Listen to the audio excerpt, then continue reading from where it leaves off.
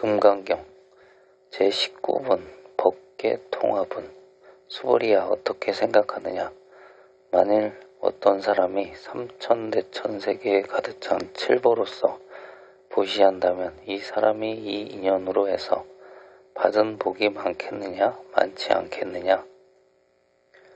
그러합니다. 세존이시여, 이 사람이 이 인연으로 얻은 복이 매우 많사옵니다. 수보리야, 만일 복덕이 진실로 있는 것이라면 열애가 복덕을 얻음이 많다고 말하지 않을 것인데 복덕이 없는 것이기 때문에 열애가 복덕이 많다고 말하느니라. 제19 법계통합은 법계를 통합한다. 칠보를 보시한 인연으로 받는 복덕은 인간 세상이나 천상에서 받는 유의적인 복을 말하며, 이에 대해 함이 없는 절대의 복덕은 범부와 성인을 초월하는 통화의 공을 말한다. 그러나 유의의 상대적인 복이라 하여 그것을 버리면 공행을 이루지 못하고 무의법이 비록 참되긴 하지만 그러나 그것에 기대려 하면 성과는 증득할 수 없다. 그러니 기대지도 말고 버리지도 않는 보살 만행이라야 이것이 구경의 진리이고 성불하는 법이 된다. 그러므로 이 법은 현상계와 본체계를 다 통하는 통화의 공을 얻게 된다는 뜻으로 법계통합은이라고 했다. 수보리야, 내 뜻은 어떠하냐. 만일 어떤 사람이 삼천대천 세계의 칠보를 가득 채워 모든 사람에게 그것을 다 보시했다고 하면 이 사람이 이 인연으로 해서 얻은 복이 얼마나 많겠느냐. 세존이시여, 이 사람이 이 인연으로 해서 얻은 복이 심히 많사옵니다. 삼천대천이 숫자의 단위라는 것은 앞에서 말한 바 있지만 이번에는 법만경에 있는 100억 화신불의 말씀과 견주어 설명해 보겠습니다. 삼천대천은 곧 100억이란 말인데 석가모니 한 부처님이 화신의 숫자와 같기 때문입니다. 한 부처님이 성불하시면 색구경천의 세세 생생으로 닦은 과보로 생긴 보신이 생깁니다. 만척이나 되는 신장에 3위상과 80종호를 갖춘 보신이 나타나는데 인도의 석가모니 부처님은 이 보신의 1100억분이 하나인 회신입니다. 그런데 이런 부처님이 나시면 연꽃자리가 생깁니다. 연꽃을 불교의 이상화로 하는 데는 몇 가지 이유가 있습니다. 이 꽃은 더러운 썩은 물에서만 크지만 그 꽃과 잎은 더러운데 물들지 않으면서 향기가 좋고 활짝 깨끗하게 피는 뜻이 깊은 꽃이기 때문입니다. 다른 꽃들은 비 한번 맞으면 다 시들게 되지만 연꽃이나 잎은 물방울을 또르르 굴려서 떨어뜨립니다. 이와 같이 연꽃은 제일 더러운 데서 생겨나서 더러운데 물들지 않고 제일 고귀한 꽃으로 피기 때문에 불보살이 중생의 세계에 들어가서 그들을 구제하지만 중생들이 탐진치에 물들지 않는 이치와 같은 뜻을 지니기 때문에 불교를 상징하는 꽃으로 된 것입니다. 그래서 한 부처님이 출현하시면 색구경천 하늘에 만척이나 되는 보신이 생기고 연꽃 첫잎에 당신의 일천 화신을 나타냅니다. 그래서 천불이 화신을 소집합니다. 법만경의 심진품에 자세한 얘기가 나와 있습니다. 보신인 노사나불이 천불이 화신에게 법만경의 보살계 10중 48계경을 설법하시면서 이 계를 가지고 가서 천당에서부터 인간에 이르기까지 다 가르쳐주라고 합니다.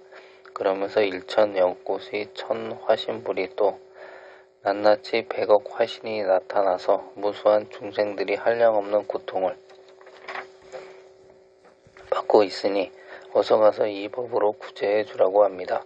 이렇게 해서 나오신 분 중에 한 분이 시달태자이시니 일부러 발심 출가해서 6년 고행 끝에 성불하신 것도 보여주고 실제로 그렇게 하면 되는 것이기 때문에 간절히 49년 동안 가르쳐 주셨으니 이것이 방편입니다. 그래서 절에서 예불할 때도 1100억 화신 석가모니불 원만보신 노사나불이라고 하는 것이 그것이며, 이렇게 한 부처님이 한 교구씩 맞는데 석가모니 부처님은 사바세계를 맞는 것입니다. 부처님이 법신자리에서 마음은 본래 무한대에 이어서 무한대의 공간을 점령하고 있는 것입니다. 오히려 공간을 부처님 마음에 비하면 허공에 뜬 구름 한 점에 불과합니다. 이런 것을 제자들을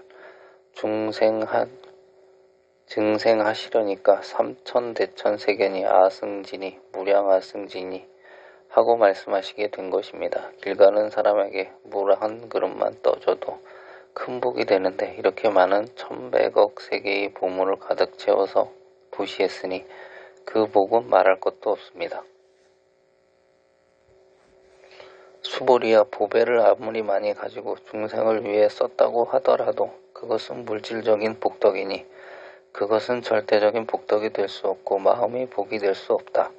물질은 거짓된 것이고 마음의 그림자이므로 물질에 끄달린 복은 엄격한 의미에서 복이라고 할 수 없는 까닭이다. 그러니 수보리야, 만일 그 복이 참으로 있는 것이라면 내가 복덕이 많다고 말하지 않을 것이다. 이 복덕은 없는 것이기 때문에 내가 복덕이 많다고 하느니라고 하셨습니다. 이 말씀은 위 제8의법 출생문과 제11 무의복습문에서도 설명한 바 있습니다. 그러면 참말로 있는 복덕이 뭘 가리키는 뜻입니까? 키가 작다 하면 크다 작다 하는 생각에 떨어지는 것이고 많다 적다 하면 우리는 많다 적다는 생각에 그만 구속이 되어 머리가 작고 안 돌아갑니다. 여기 많다는 말은 안 많다는 말이고 작다는 말은 크다는 말이고 실제가 그런 것입니다. 복덕이 실로 있는 것이라면 하는 뜻은 불생불멸하는 복덕일진데 그런 뜻입니다. 불생불멸하는 그런 자기 마음이 복이지 진복은 복이라고 할 수 없으니 많다 적다는 말도 못합니다. 그래 놓고도 그 복덕이 없는 것이기 때문에 또 복덕이 많다고 한다 하셨으니 앞의 말씀과 전혀 반대로 모순된 말씀입니다. 그런데 정반대이면서 같은 말씀입니다. 복덕이 참말로 있는 복덕이라면 그게 정말로 불생불멸하는 복이니까 그것은 진복이고 그 진복은 내 마음밖에 없고 자성자리를 어떻게 많다고 할 수 없는 것이니 복덕이 없는 것이기 때문에 그래서 많다고 한다. 그런 말씀이 언론 껍데기 보면 그 뜻이 금방 이랬다 저랬다 하시는 말씀 같지만 정말 복덕이 아닌 복덕은 진복이고 자성자리이므로 많다고 할 만도 할 것입니다. 이 복은 불생불멸하는 복이고 많다 적다를 초월한 복이며 항상 할 수 있는 복이니 많은 복입니다. 그러므로 많다는 말은 많다고 할 수 없는 많지 않다는 말입니다. 그러므로 이 복은 쌀가마니나 돈보따리처럼 있고 없는 것도 있는 복이 아니라 정말 이런 복덕은 없는 자성자리입니다.